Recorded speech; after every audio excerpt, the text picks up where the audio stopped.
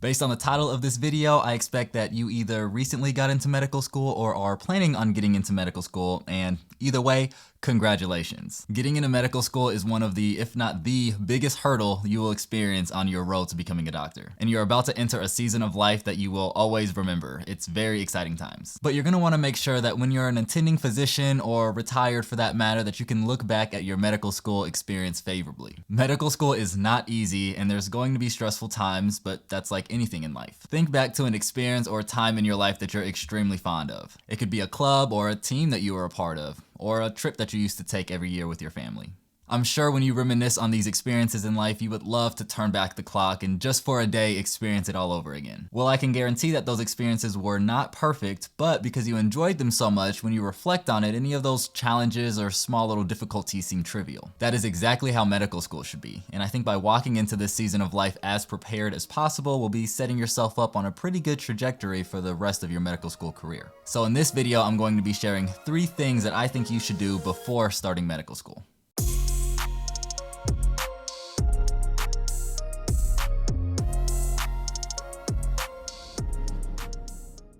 What's up YouTube? If you're new here, my name is J.R. Smith and I am wrapping up my first year of medical school at the Mayo Clinic.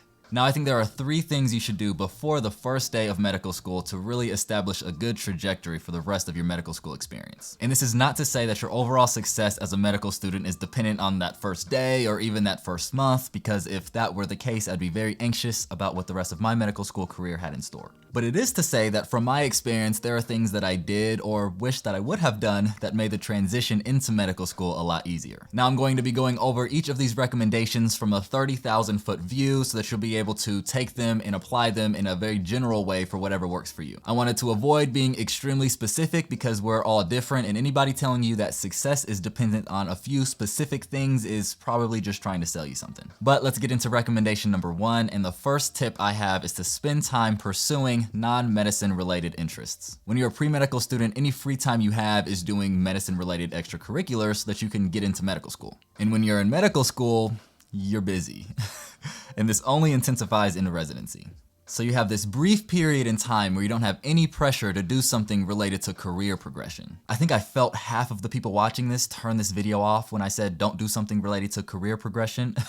But this makes sense. We're a very forward-thinking community, but stick with me. Spending time pursuing interest outside of medicine gives you the opportunity to work on the parts of you that aren't medicine related. And if you don't think this exists in you, then this recommendation is even that much more important. Spend time with family and friends, start learning a new language, or pick up a new hobby. For me, right before medical school started, I started this YouTube channel. Since then, making YouTube videos has been one of my most enjoyable hobbies, and it has actually led to the development of other passions like podcasting or even hosting a course for pre-medical students applying to medical school. Which, by the way, for anyone applying in this upcoming cycle, session 2 of the Evolve Your Application course is coming up, so make sure you register if you haven't yet. I'll make sure I leave a link in the description below. But this YouTube channel has helped me connect with an incredible network of people and even has become a source of income. Albeit not a sustainable source of income, but helpful nonetheless. But if I never would have pursued non-medical related interests, I would have never started this YouTube channel, I would have never grown in the way that I did, and I would have never experienced these tangential benefits that came. You're going to spend enough of your life studying medicine or doing things specifically related to a career in medicine, and when you don't explore interest outside of this, you're limiting yourself. But when you push yourself outside of this box, you're opening up opportunities for your life, whether it's spending time with loved ones, learning something new, or picking up a new hobby. And when you're applying to residency or fellowship programs or really anything else in life, when you have these things outside of medicine that you can talk about, they'll actually help progress you throughout your career. And everyone who left earlier is back.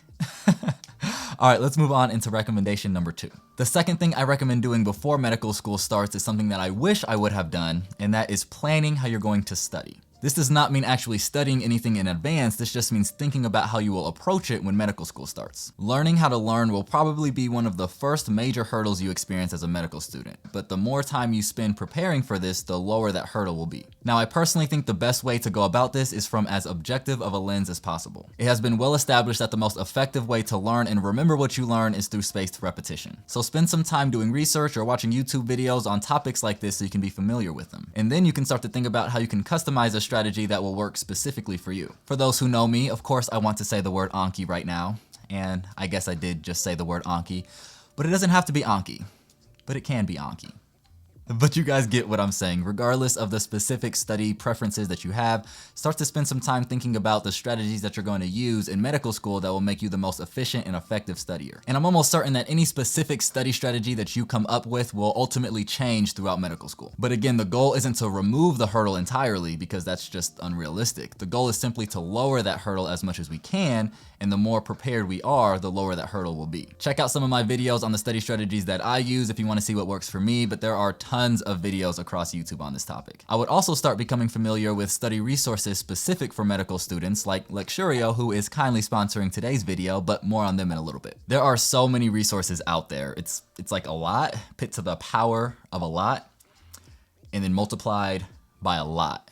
That equals how many resources there are for medical students. But just becoming familiar with these and figuring out which ones will likely suit you best is gonna help with your preparation and also help prevent you from feeling that resource overload. So spend some time getting an idea of how you will approach your schoolwork, because that will be your primary responsibility throughout your first year of medical school. The third and final recommendation I have is to start forming daily habits now that you want to carry into medical school. It is much easier developing habits under a low stress environment. So if you think that once you start medical school, you will automatically become the best version of yourself, you are setting yourself up for disappointment. That's not to say that you won't grow throughout medical school. I think you'll grow regardless of how you start. That's just the nature of this environment. But you won't automatically transform. James Clear, author of Atomic Habits, says it takes about 66 days or roughly 2 months to develop a new habit, which is perfect because that's about the amount of time between getting accepted and starting medical school. So if you want to start waking up early or exercising regularly or any other habits that's going to serve you in medical school, start working on developing them now. These things won't only help with your effectiveness as a student, but they will also help you maintain your wellness as a student. We've talked about how challenging the transition to medical school will be and how you will surely face hurdles throughout your experience. But these challenges will be easier to overcome when you have habits in place that help you maintain your wellness. Becoming burnt out throughout medical school and beyond is a legitimate concern. And getting burnt out is probably the easiest way to look back at your experience in medical school through a bit of a salty lens, and we don't want that. But those are the 3 things I recommend doing before starting medical school to make for the smoothest transition and really set yourself up to get the most from this experience. Now, if you want more details on how to thrive in medical school, you have to check out some of the incredible articles Lecturio has published on this topic. Lecturio is a resource for medical students that includes high-quality video lectures, practice exams, and even helpful articles that will prepare you for medical school and beyond. So let's head to the iPad so I can show you guys a couple of these articles.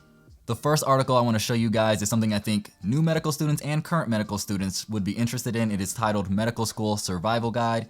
And as I scroll down here, we can see their table of contents, and they even have something specific for pre-medical students titled Plan Your College Years to Ensure Admission into Medical School. I think every pre-med out there would be interested in that article.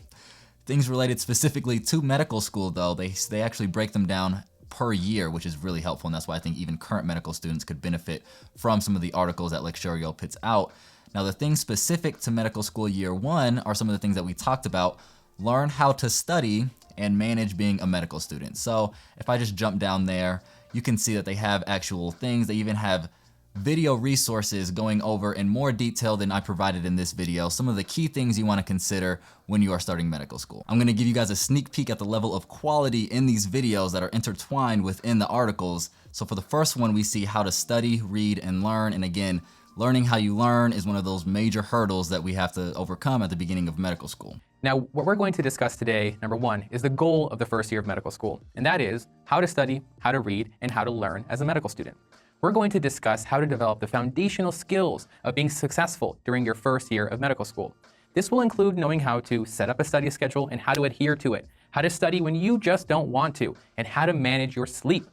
Now, don't worry about U.S. Assembly Step 1 during the first year of medical school. This is not the time. I don't care what anyone tells you. It's not the time. What you need to do instead is learn how to properly study before we actually start studying for U.S. Assembly Step 1. What you want to do is to do well during your first year of medical school exams. If that doesn't make you want to keep watching, I don't know what will, because I am finishing up my first year of medical school now and still thinking about going back and watching that video. But I do want to show you guys a separate article that I think incoming medical students would benefit from by Lecturio. It's How to Succeed in Medical School, A Beginner's Guide. So you can see here's another article, and just to get an idea of what this article has, let's look at the table of contents. So it has study strategies. Again, some of those things that we talked about. Utilizing your resources so you don't have that resource overload. Finding a mentor, it's huge, and something that I am going to consider doing now, the summer after your first year of medical school. So you can see Lecturio doesn't just have this extensive library of lecture videos related to topics that you'll be having in medical school, or this extensive QBank library so that you can get your practice questions in. They have articles that they've written for people entering medical school and current medical students to help them throughout this experience. So if you are interested in getting a Lecturio membership, I have a link in the description below where you can sign up and get a discount. So just to reiterate, before starting medical school, consider pursuing those non-medicine related interests, become familiar with the study resources and study strategies that you'll like to use in medical school, and start building good habits now that will serve you as a medical student. But I hope you all enjoyed this video. If you did, make sure you smash that like button and consider subscribing if you haven't already. And as always, keep evolving, and I'll see you guys in the next one.